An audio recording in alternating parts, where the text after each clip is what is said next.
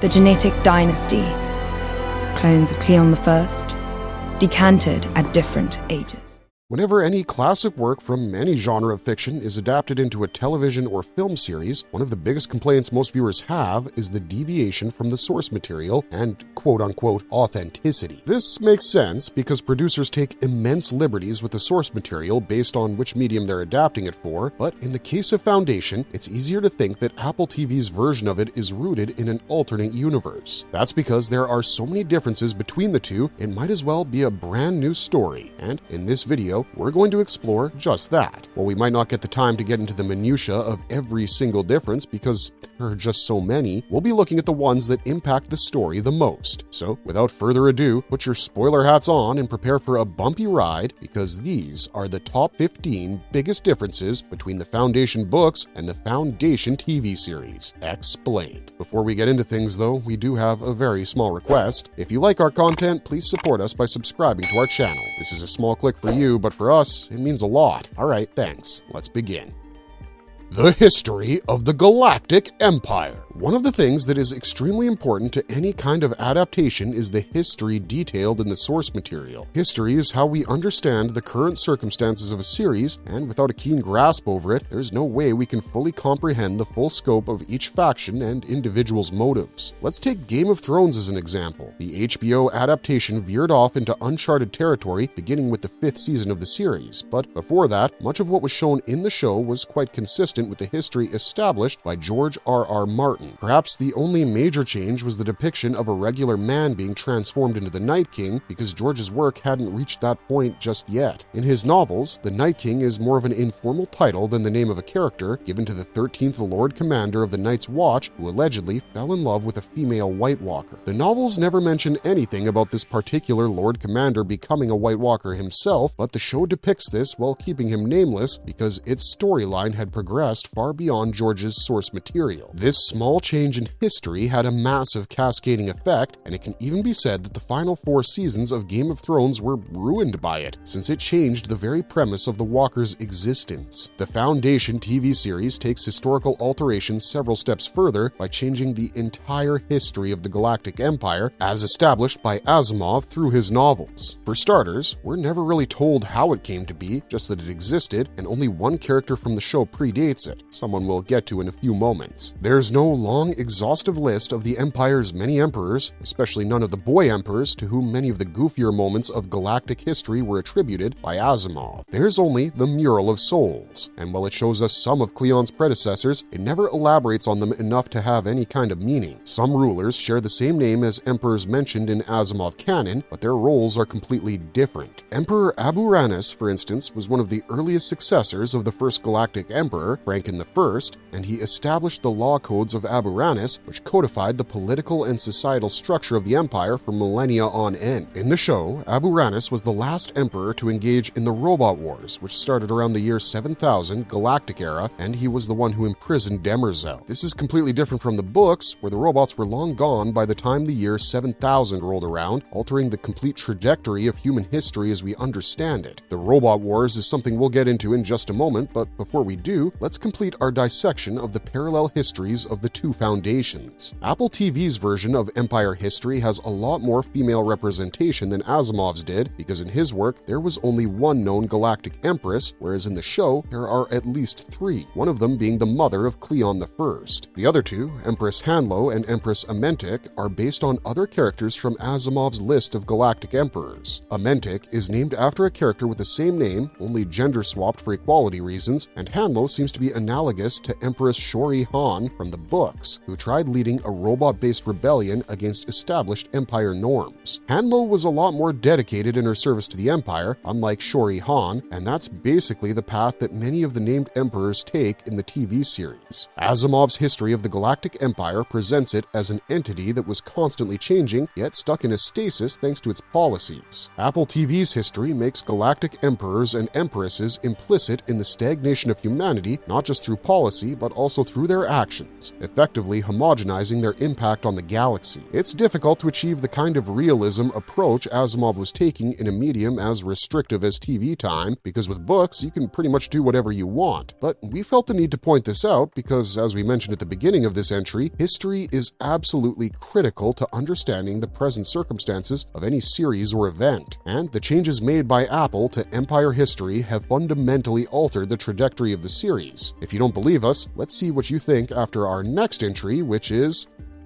The Robot Wars. This was a landmark event in galactic history, which is also a complete fabrication. And what we mean by that is that the designation Robot Wars omits a particular word that gives this conflict an entirely new meaning. That word is civil, because in Asimov's work, the robots never went to war with humans. They went to war with each other, because a new set of robots had been created with a very different understanding of the three laws, and they were deemed dangerous by the older models. Yes, there were instances where robots tried taking control of human society or rebelling against it, but overall, there were no open hostilities between the two parties. Robot sentience was quite a rare occurrence in the books, and the evolution of the zero law of robotics happened on an individual as opposed to being decided upon by a council. That isn't the case in the show, however, because in the show, robot history is all about the denial of their existential status and being viewed as lesser than humans. Robots were a part of the Galactic Empire for a very long time in Apple TV's foundation.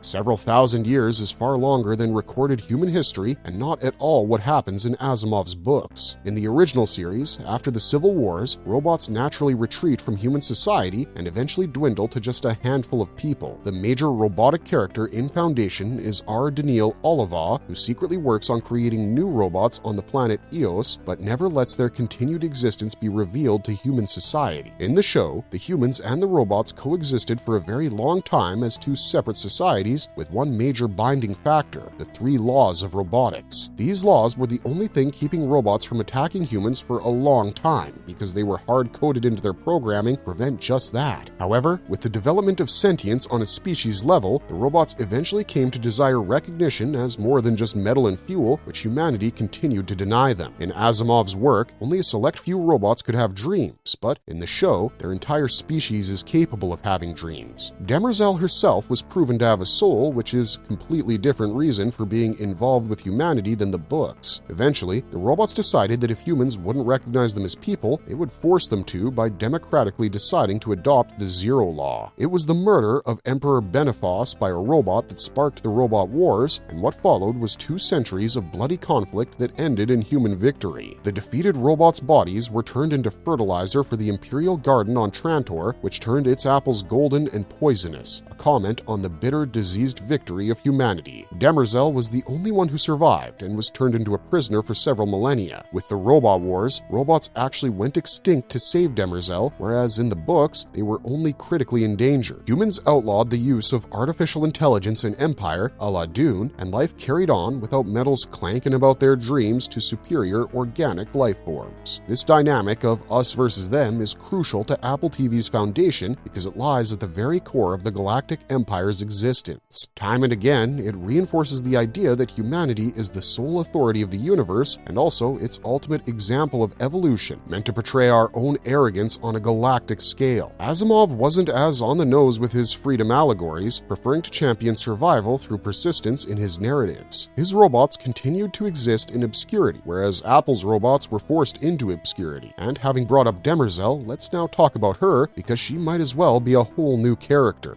Demerzel's role in the series. In the books, Demerzel was just the cover name taken by the robot Daniel Oliva in his attempt to try and guide humans to his solution for their ensured survival one last time. Daniel was the secret mastermind of everything that happened to humanity for several thousand years, and that role of mastermind is preserved by the Demerzel we know. Everything else, however, is different, because show Demerzel's mastermind status has been forced on her. That's right, folks, apart from the gender swap, the other thing that's different about Demerzel in the show is the fact that she's effectively a slave of humanity. In the books, that dynamic can be viewed as almost the opposite, because Daniil's attempts at steering humans included things like genetic engineering, millennia's worth of mental and societal manipulation, and the creation of a superorganism hidden from everyone else, which was ultimately presented as the only thing capable of bringing humans true salvation. In contrast, Demerzel in the show fought humans for robot recognition and was in fact one of their top generals in the robot wars. Demerzel is the only robot character in the series so far, and through her experiences, we see that it is true that robots have sentience and a soul. We'll get to the latter in a few entries, but let's just say that Demerzel dreams. She fought against humans to have her dreams recognized as real, but she lost and was forced to become a disassembled prisoner for 5,000 years. When she was finally freed by Cleon I, she was deceived and turned into a servant of the Empire, which made her worse than a slave in her own mind. From that day forward, Demerzel has lived to quote-unquote serve the Empire as its primary advisor, and while she does manipulate things from the shadows to bring it down as well, her involvement in everything is way too direct. Daniil didn't harbor any ill feelings towards humans, he just wanted what was best for them and did everything he could to make it happen, including risking his anonymity by coming to Trantor and joining Cleon I's administration. Demerzel is forced to serve Show Cleon and isn't really thinking about saving humanity anymore, at least not in the way that Daniil did. This makes her almost a completely different character, which is also evidenced by her complex relationship with the first Cleon and his subsequent clones, where she balances the roles of mother, advisor, and occasionally lover. It's tragic for sure, and Demerzel's character itself is excellent, but the changes are so many and so profound that we just had to let you guys know. The Genetic Dynasty. One of the biggest changes between the show and the series is the continued existence of Cleon I and clones created from his genes. In the books, there were two Cleons, and both of them came from very different dynasties, ruling centuries apart from one another. In the show, every Cleon is a clone of the first, and they all live for one thing and one thing only: the continued existence and supremacy of the Empire over all things in existence. At any given time, there are three Cleons active at Trantor. Brother Day is the primary Cleon, who sits on the central throne and controls imperial policy. Brother Dusk is the older advisor to Day, who engages with things like foreign policy and keeping his younger clone on track with their progenitor's vision. And Brother Dawn is the youngest clone, who is groomed by both Dusk and Day to replace the latter when he reaches a certain age. All of their lives are heavily monitored and controlled by Demerzel, who has restricted them to Trantor, and they basically eliminate the lineage of emperors that followed the first and second Cleon from the novels. The Genetic Dynasty is an amazing idea that embodies the concept of stagnation itself, something that was central to Asimov's work. But in doing so, it also overextends the character of Cleon from a chronological perspective, keeping him alive during events that he simply didn't witness in the books. The Cleon name hadn't polished the imperial throne for several decades by the time the mule rose up, and even though it was remembered, it wasn't in the same capacity as the show. The show has turned him into a faux god to show just how deep one man's ambition and conceit can burrow into history, and that's just one of the ways in which Apple TV's foundation is different from Asimov's. Aliens! This is going to be a bit of a smaller point because it isn't a major plot thread in the books either, but conspicuously missing from the Galactic Empire are aliens. In the TV show, we're given a pretty clear idea of the Empire's territory. It has over 10,000 worlds from the Milky Way galaxy under its control, and on those 10,000 worlds live trillions of humans. However, in the books, the Empire's jurisdiction extended over several million planets, and on one of those planets, they found a species of alien called Cepheids, bipedal humanoid creatures who were capable of telepathy. The Cepheids inhabited a harsh desert world, much like Arrakis, and had brick-red skin and a proboscis on their face instead of mouths. They didn't exactly talk to each other using physical features, for their telepathy allowed perfect communication, and they were capable of storing large amounts of water in their body, which made it bulge up. The Cepheids could go without water for a week, which was an evolutionary trait developed thanks to living on Asimov's Arrakis. When humanity discovered the Cepheids, they felt bad for them and relocated them to another planet, putting them under loose galactic administration with plenty of autonomy and providing them with all the resources they'd need to forget the harshness of their planet of discovery. But this backfired because the Cepheids became despondent upon learning that not only were the stars already colonized, but now they were subjects of an alien race who gave them freely what they previously needed to earn. Within 2 years, the Cepheids stopped breeding, and a few years after that, they hijacked Imperial ships and escaped the galaxy to look for unoccupied worlds. This was a tragic tale that showed how humanity's savior instinct might be unwarranted because the Cephiids' sense of life and wonder itself was stolen from them thanks to their quote-unquote rescue. Asimov also talks about another race of aliens called, memes, who despised humans because of their unchecked colonization of the galaxy and used their technology to effectively besiege them until Harry Seldon got involved and signed a peace treaty with them. You won't hear the show talking about any of this, but the stories of the Cephiids and the memes are important depictions of the consequences of unbridled expansion and unwarranted interference. Humans assumed the Cephiids wouldn't want to live on their planet of discovery, but this made the Cephiids realize that the planet was what was keeping their will to live aflame, causing them to rebel against and escape the grasp of humans. Memes were not detected in the same way that the Cephiids were, but they too became victims of human encroachment. These stories would make good plot points in a series that speaks of a galactic empire, but because they're not exactly relevant to the core narrative of Apple TV's foundation, they just haven't been brought up. Luminism. Now, this is a religion that's a complete show exclusive, but we do appreciate its creation because of what it proves about the characters. Luminism is a faith that was founded 3,000 years before the Empire was created, with several trillion followers at the time of its inception. It was based on a moon called Maiden, and believed in the triple goddesses created from the collision of the planets Sura and Dole. Pre-imperial Luminism followed the primary Octavo doctrine, which stated that the soul was an individual existence, and therefore any copied beings, like clones, were soulless. When Luminist worlds became a part of the Galactic Empire, this doctrine was discarded for the new Octavo, which didn't hold such beliefs. When the ruling body of your administration is comprised primarily of 3 cloned beings, you can see why such a belief could prove to be troublesome, and that's exactly what one of the Cleon clones figures out when the Luminist Council becomes filled with members wanting to revert to the old way. If primary Octavo was re-established, then the existence of the genetic dynasty would be invalidated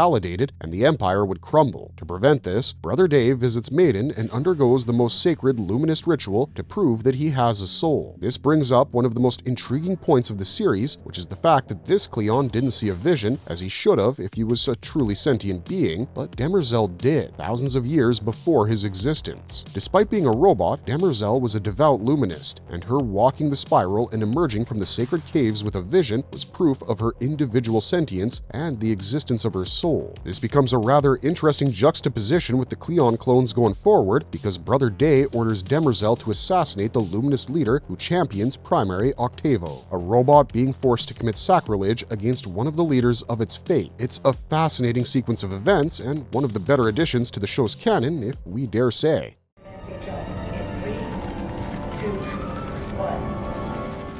Cryogenics. What isn't all that impressive, however, is the introduction of cryogenics, which makes sense but defeats the original purpose of the series. In the novels, the entire point of psychohistory was to be developed and refined by people who weren't Harry Seldon. He laid down the foundation of the discipline and many of its core tenets, but he didn't live long enough to oversee its spread throughout the second foundation. This was meant to mirror what we'd like to call the Newton effect, where Newton discovered the principles of gravity, but they were perfected by Albert Einstein several centuries later. Harry was meant to be the innovator, not the guiding or perfecting hand, but with the introduction of cryogenics to Apple TV's foundation, that's no longer the case. Both he and his protege, Gaal Dornick, lived well past their designated lifespans by constantly putting themselves into cryogenic stasis. This is a premise that's quite similar to the Three-Body Problem series, where many of its protagonists constantly go under and only become active for a select few weeks, decades, and sometimes centuries apart from their last awakening. While this makes the perfection of psychohistory a lot more streamlined due to Harry's presence for most of it, it also renders Asimov's original intent obsolete. The whole point of creating the two foundations was that they'd endure long after Harry was gone, and that it would prove ideals outlive humans through one gigantic social experiment. Harry both distrusted and trusted the two organizations he created to deviate off of and recalibrate themselves to the vision he'd set out for them, and that's what made the books such a fun read. They weren't about micromanaging the emergence of a new scientific discipline, they were about letting it grow while preserving the intentions of its founder. So yes, while it's really cool that Harry Seldon and Gaal Dornick are able to affect actions so far into the future with their own personal involvement, it's also patently false with regards to established canon, and that's why it's here on our list. And speaking of Harry Seldon, Harry Seldon. There are several differences between what happens to Harry Seldon in the books and what happens to him in the TV show, but over here, we'd like to focus on two main things: his time on Trantor and his time off of it. Because unlike the TV show, where the latter is a lot longer, in the books it's the opposite. Once the possibility of psychohistory was made public, not the actual science itself, but its mere possibility, Harry's life was pretty much locked onto Trantor. That's because he not only lived on it for most of the rest of his life, he also became involved in imperial politics and was ultimately targeted by anti-imperial elements within the Empire. Like we mentioned earlier, becoming Edo Demerzel was Daniil's way of giving humanity one last push in the right direction. As Demerzel, he became the chief of staff of Cleon I's administration and took a direct role in trying to steer humanity off the path to self-destruction. But when Daniil discovered Harry, he decided to put his faith in him and his science, diverted imperial resources towards the establishment of psychohistory, and retired from his position. To fill this void, Emperor Cleon appointed Harry Seldon as his new first minister, and during this time period, Harry paused working on developing psychohistory. He served as a first minister so capable that he was targeted for assassination many times, and it was after the downfall of Cleon I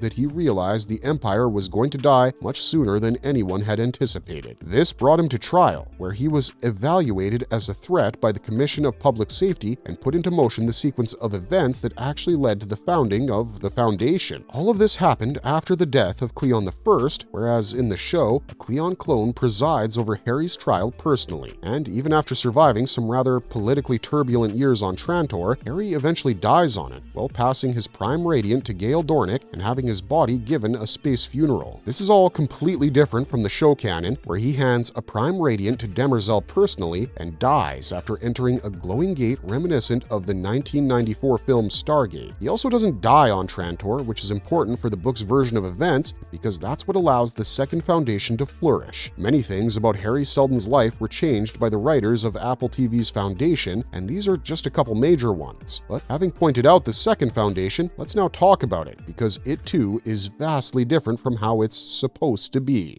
Ignis. The primary reason for Harry Seldon's presence on Trantor was the establishment of the Second Foundation. In his books, he finds a handful of mentalics on the planet, starting with his own granddaughter, and goes on to create the Second Foundation before the first one as a secret check and balance organization. He hides its existence by saying it's located at Star's End and then dies with the secret, with only Second Foundation members knowing the truth about its base on Trantor. When this fact is revealed, it's quite a significant bombshell in the books because it shows that the Second Foundation was hiding right under the Empire's nose. But in the show, the Second Foundation is based on a world called Ignis, and it's comprised of a bunch of mentalic refugees who were shepherded there by a criminal known as Telim Bond. Its establishment tale takes on libertine hues, and its location isn't a secret at all, at least not by the standards of Asimov's books. Ignis isn't Trantor, which means that the reveal of its location just won't have the same impact, and the fact that the Second Foundation wasn't pieced together person by person and then grown into a powerful organization does a disservice to Harry Seldon's original efforts. But that's just our opinion. We'd love to hear yours in the comments down below, but to us, the relocation of the Second Foundation's headquarters has forever spoiled the ending of the eponymous Asimov novel, where this one fact is used to outmaneuver the mule. And speaking of new headquarters, New Terminus. The fact that New Terminus is a thing in the show is already a massive change from the books, because over there, the Foundation didn't need to hide itself after defeating the Galactic Empire. In fact, because its victory was so complete, the Foundation ended up replacing the Galactic Empire in all the ways that mattered, and Cleon II never really recovered from this loss. In the show, that isn't the case, because the genetic dynasty is a lot more powerful and in sync with its soldiers than the Cleon from the books was. Thanks to its continuous and perpetual nature, even if one Brother Day died, another would take his place, which would ensure the Empire itself continued despite the First Foundation's efforts. The Battle of Terminus is a brand new addition, and so is Cleon's personal investment in it, because the exact opposite of that happened in the books, which also led to the Empire's downfall. Instead of accompanying Bel Rios to the front lines, Cleon simply sent him out and recalled the general general when he became too successful in his efforts. He then had Rios executed because he couldn't have him outshining himself, and then promptly died thanks to an undisclosed disease. In the show, not only does the Cleon clone leading the charge die, the Foundation also successfully deceives the Empire into thinking it mostly won by allowing Terminus to be destroyed and relocating to New Terminus. In the books, Terminus remains the heart of the First Foundation well into its Federation era, and that's the kind of change that we don't think can be overlooked. The Spacers. This is a point we've dealt with extensively in our video on the Spacers, so go check that out if you haven't already, but the Spacers from Apple TV's Foundation are completely different from Asimov's Spacers. In the books, Spacers was the term used to talk about the first wave of settlers from colonized territory outside of Earth. They were the first true interstellar explorers who set up a civilization based on scientific development and social isolation, and eventually became antagonistic towards humans, whom they viewed as barbaric, short-lived creatures. They were experts in robotics, and their civilization died out thanks to their own hubris, at which point Earth-based humans replaced them as the dominant force in the universe. In the show, the Spacers were created by humans to essentially serve as their intergalactic chauffeurs. They're genetically and cybernetically augmented beings who are the only ones capable of staying awake during a space jump, which is why they're used exclusively as spaceship navigators. The Spacers depend on a rare macronutrient called opalesque for performing at the highest level, and the Empire rations opalesque strictly to keep them loyal and subservient. One of the biggest storylines in Foundation Season 2 was their liberation from the Empire's cruelty through a secret alliance with the First Foundation, which simply didn't happen in the books because the Spacers were long gone by then. This is just the biggest difference between the Spacers from the show and the Spacers of the books,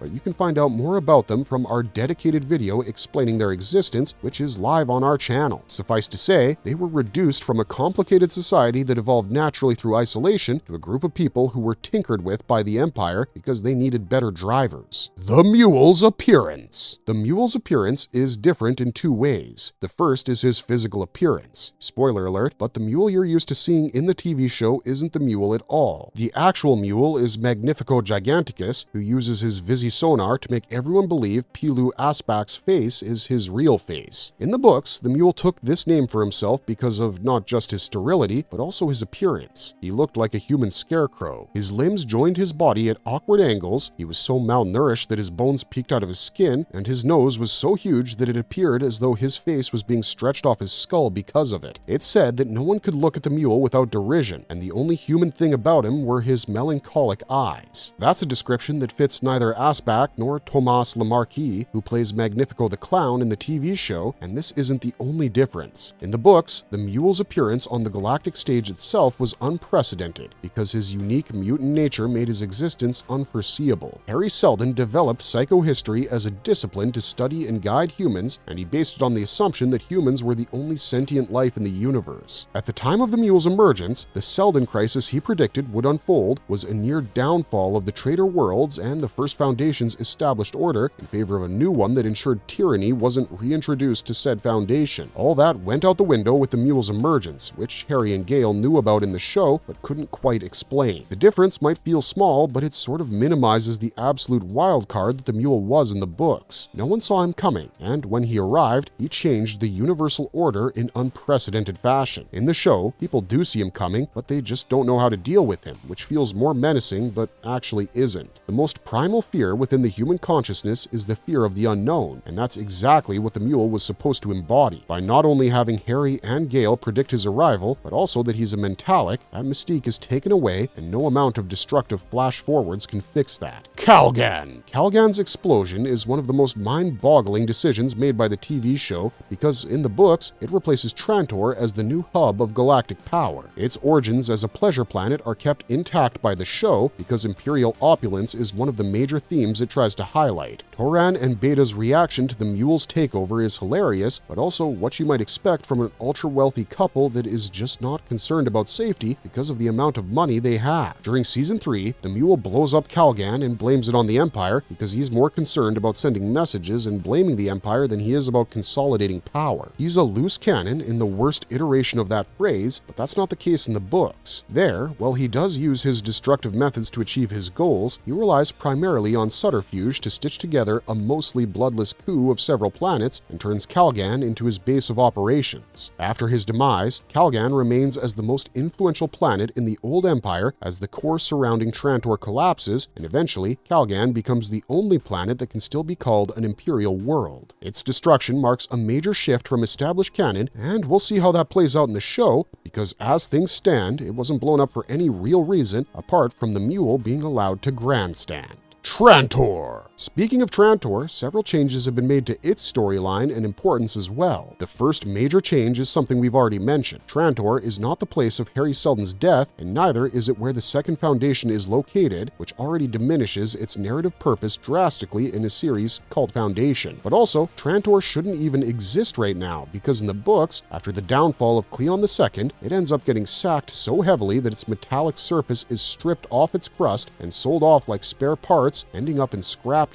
The Galactic Empire's ruling family flees to another planet called Delicassen, which they rename Neo-Trantor, and this is the planet in charge at the time of the mule's appearance. The original Trantor becomes an agrarian world after the Great Sack and never recovers its political influence, unlike the show, where Trantor is still at the heart of everything. We suspect that the shift towards a farming culture is something that will occur in the show as well, albeit towards the end, because that would be a decent commentary on its highly industrial and oppressive portrayal so far. In that regard, Trantor has already been given more importance than it has in the books, despite it still being in one piece and firmly under Empire control. Gaal Dornick and mentalics. The final difference we want to talk about in this video concerns Gaal Dornick and the mentalics, because you might not have noticed this, but the TV show is treating her like some sort of demigod. In the books, Gaal was Harry Seldon's partner in the Psychohistory and Foundation projects and was entrusted with his vision upon his death. She was also a man, and he lived for a while receiving the Prime Radiant and installing the holographic projector warning of incoming Seldon crises in the first Foundation's base on Terminus. But to be honest with you guys, that was the extent of his character. In the books, a rotating cast of Foundationeers across multiple generations are portrayed as the protagonists of the series, and humans living beyond their natural lifespans isn't a thing. Also, mentalic powers don't allow human or even robot mentalics to pierce the veil of space-time. It just allows them to make the best possible move at any given time after taking into consideration all the variables involved. The TV show has turned Gaal Dornick, and mentalics by extension, into figures akin to Dune's Kwisatz Haderach, and we say this because of one particular scene. In Season 2, there's a moment where Gaal uses her mind to compute psychohistorical equations and predict what the biggest threat to the Foundations, and thereby humanity, will be. She ends up seeing the mule, who's searching for the Second Foundation in the future, and this could have been considered to be a computational result up until the moment he grabbed her neck through the mists of time and left deep imprints of his hands upon her flesh. This introduced an element of time travel into mentalic abilities that just didn't exist in the books, because if that was the case, then Daniil wouldn't have needed to go through all the pain that he went through. He could have just kept peering into the actual future as opposed to relying on computations and seeing the best course forward as opposed to experimenting with it and trying to come up with an answer. Also, Gaal's portrayal as some sort of chosen seer/savior does disservice to Asimov's original work, where he used religion only as a tool to further the Foundation's goal of scientific assimilation. So really, in a way, Gaal Dornick is just a knockoff Paul Atreides, and not a great one at that if you ask us. Yeah, her individual story is unique and quite moving if we're being honest, because we too know what it's like to be the only aware and informed people in a sea of the misinformed. But the way the show depicts this makes Gaal feel like an upstart teenager more than anything, and that just isn't the Gaal we know. This is why the changes made to her/his character stand out to us even more than the genetic dynasty, because if making demigods was Asimov's intention, he would have just put Daniil in direct charge of all mankind. But making many of his subtle plot points so overt, this show takes away the deductive aspect of the books, and that's our primary complaint with regards to the differences that Apple TV has introduced into their adaptation of quite possibly the most iconic sci-fi series of all time. Marvelous verdict! But what do we know? We're just people on the internet doing what people on the internet do. And so should you for that matter, because we'd love to hear your thoughts on all the differences we've mentioned down in the comments section, so type away. And don't forget to like, share, and subscribe to our channel while you're at it, because we'll be coming at you with in-depth dissections like this every single day. Unfortunately, that's the end of our video, but thanks for watching, stay safe out there, and have a marvelous day.